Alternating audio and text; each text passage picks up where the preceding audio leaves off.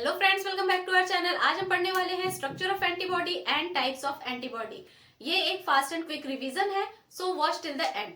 जो एंटीबॉडी होते हैं वो हमारा बॉडी होता है, वो एंटीजन के अगेंस्ट बनाता है उसको किल करने के लिए। सो एंटीबॉडी जो होते हैं इनको हम इम्यूनोग्लोबुलिन भी कहते हैं, आईजी शॉर्ट फॉर्म में, जो एक ग्लाइकोप्रोटीन्स होते हैं। ओके, अब इनके पास क्या होता है, ये बने होते हैं 4 पॉलीपेप्टाइड चेन से। क्योंकि ये ग्लाइकोप्रोटीन है तो इनमें पॉलीपेप्टाइड चेन्स प्रेजेंट होते हैं। 2 हेवी चेन्स होता है जिनमें अराउंड 450 अमाइनो एसिड्स होते हैं, और 2 लाइट चेन होता है L2 जिसमें 220 अमीनो एसिड्स प्रेजेंट होते हैं। तो इस तरह का स्ट्रक्चर होता है। ये जो रेड वाला आपको दिख रहा है, ये बड़ा वाला, this is the heavy chain. ये एक और ये एक, 2 हेवी चेन्स प्रेजेंट है जो 450 अमीनो एसिड से बना होता है। ये जो ब्लू वाला आपको दिख रहा है, ब्लू वाला is the light chain, one इधर ओके, और ये बना होता है 220 अमीनो एसिड का। उसके बाद ये जो हेवी चेन्स हैं इनके बीच में देखिए ये ग्रीन कलर का बॉन्ड दिख रहा है। ये ग्रीन कलर के जो भी आपको दिख रहे हैं ये सारे डाइसल्फाइड बॉन्ड्स है। ठीक है, सारे चेन्स जो होते हैं वो एक दूसरे से डाइसल्फाइड बॉन्ड के थ्रू कनेक्टेड होते हैं, अटैच्ड होते हैं। और टोटल इसमें 16 डाइसल्फाइड बॉन्ड प्रेजेंट होता है। 1 2 3 4 5 6 7 8 9 10 11 12 13 14 15 16, टोटल 16 डाइसल्फाइड बॉन्ड प्रेजेंट है। अब ऊपर का ये वाला हिस्सा देखिए, ये ब्लैक वाला से लेके यहां से यहां तक का जो हिस्सा है ये कहलाता है वेरिएबल रीजन।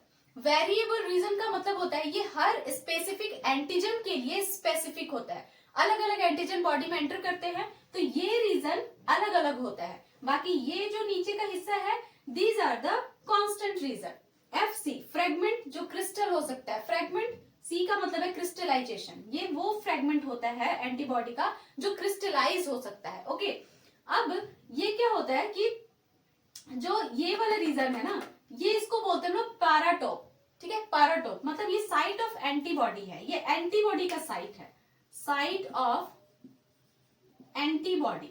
एंटीबॉडी के साइट को हम क्या कहते हैं, पैराटोप। अब ये वाला साइट जो होता है, ये साइट होता है आपके एंटीजन के बाइंड करने का साइट। ओके, यहाँ पर कोई एंटीजन का मतलब होता है ऐसा कोई मॉलिक्यूल या पार्टिकल जो डिजीज कॉज करता है। ओके, तो सपोज दैट कि ये एक ऐसा एंटीजन है, ये एंटीजन आया और ये किसके साथ बाइंड करेगा, एंटीबॉडी के वेरिएबल रीजन के साथ, मतलब जो उसका पैराटोप है। ठीक है, पैराटोप के साथ ये बाइंड कर जाएगा। और ये वाला रीजन, ये एंटीबॉडी एंटीजन का ये वाला रीजन जो है ना, this region is known as epitope. ठीक है, एपिटोप मीन्स ये किसका रीजन है, एंटीजन का रीजन है, एंटीजन साइट। ठीक है, एंटीजन का जो साइट होता है उसको एपिटोप कहते हैं, और एंटीबॉडी का जो साइट होता है जो एंटीजन के साथ बाइंड करता है उसको पैराटोप कहते हैं। तो एक एंटीबॉडी में जो नॉर्मल एंटीबॉडी का स्ट्रक्चर होता है उसमें 2 पैराटोप होते हैं, एक ये पैराटोप, एक ये पैराटोप। और एंटीजन के पास कितना क्या है, जो एंटीजन एंटीबॉडी के साथ जुड़ रहा है उसको हम क्या कह रहे हैं, एपिटोप कह रहे हैं। Okay, now depending on the constant reason, antibody का ये जो कांस्टेंट वाला रीजन है इसके बेस पर एंटीबॉडी जो होते हैं वो डिवाइडेड होते हैं 5 क्लासेस में।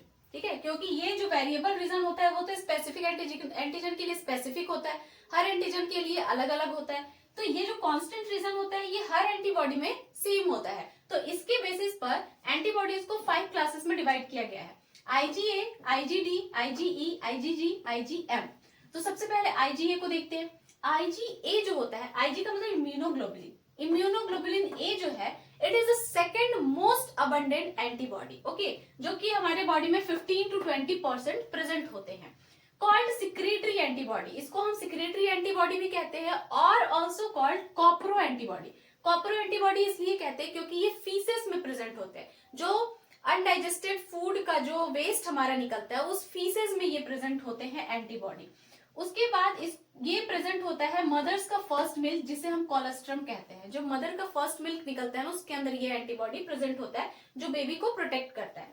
इसका स्ट्रक्चर कुछ इस तरह से होता है, 1 एंटीबॉडी इधर से, ये जो मोनोमर है, ये मोनोमर, एक मोनोमर इधर से, एक मोनोमर इधर से, तो और बीच में ये कनेक्टेड है J चेन के थ्रू। ठीक है, तो ये क्या हो गया, डायमर हो गया। 2 मोनोमर इसमें कनेक्टेड है इसलिए ये क्या हो गया, डायमर हो गया। और इसमें 4 पैराटॉप्स हैं। देखो एक पैराटॉप यहाँ, 1 2 3 4 पैराटॉप हम किसे कह रहे हैं? एंटीबॉडी का वो साइट जहां पर एंटीजन आकर जुड़ता है। तो यहाँ पर कितने साइट हो गए पैराटॉप? 1 2 3 4। तो आईजीए में 4 पैराटॉप्स होते हैं और ये एक डायमर है। उसके बाद आईजीडी। आईजीडी क्या होता है? मेम्ब्रेन बाउंड एंटीबॉडी है। ये एंटीबॉडी के पास मेम्ब्रेन होता है अपना खुद का। ओके, ये प्रेजेंट होता है मोनोमर फॉर्म में, मतलब इस तरह से प्रेजेंट होता है। यही स्ट्रक्चर होता है आपके आईजीडी का। उसके बाद इसके पास 2 पैराटॉप्स है। ऑब्वियसली ये मोनोमर फॉर्म में है तो इसके पास 2 ही पैराटॉप प्रेजेंट होंगे।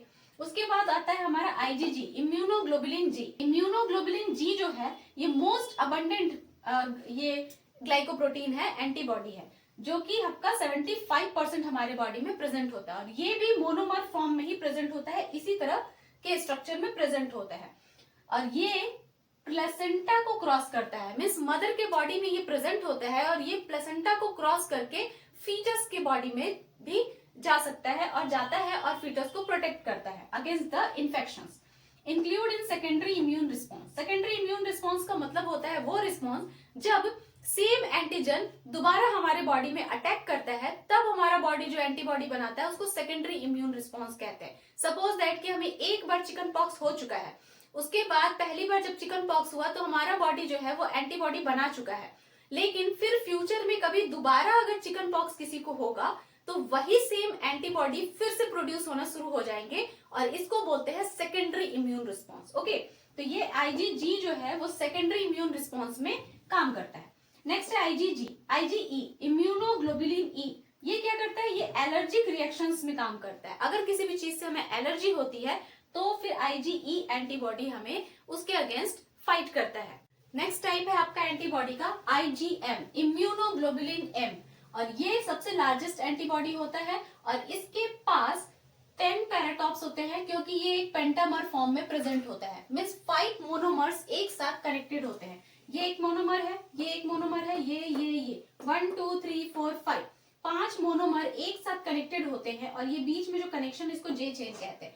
5 मोनोमर्स एक साथ जुड़ते हैं तब जाकर बनता है पेंटामर। ये पेंटामर फॉर्म में प्रेजेंट है, इसलिए इसके पास पैराटॉप कितने हो गए? 1 2 3 4 5 6 7 8 9 10 पैराटॉप्स हो गए। और ये प्राइमरी इम्यून रिस्पॉन्स में हेल्प करता है। जब भी किसी एंटीजन का हमारे बॉडी में अटैक होता है फर्स्ट टाइम, तब ये एंटीबॉडी रिलीज होता है और उस एंटीजन के अगेंस्ट काम करता है, वर्क करता है, डिफेंस सिस्टम में हेल्प करता है। सो ये था हमारा structure of antibody and types of antibody. I hope this lecture found helpful to you. If you like the video then hit the like button and do subscribe my channel. मिलते हैं next video में। Till then bye bye and take care.